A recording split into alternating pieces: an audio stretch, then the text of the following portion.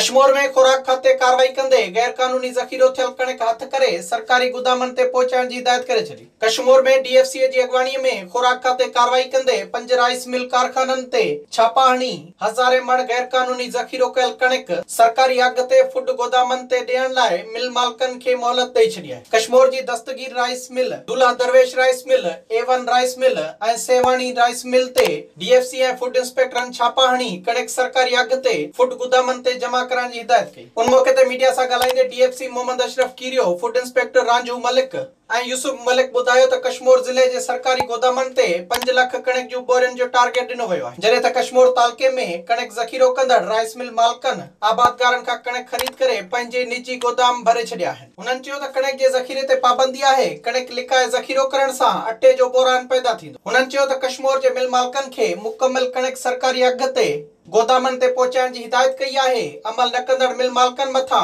कणक गैर कानूनी तौर ज़ख़ीरो करण जो केस दाख़िल करे कणक ज़ब्त कई वेंदी। विजिट कयो अवामी आवाज़ मीडिया ग्रुप जी वेबसाइट awamiawaz.pk।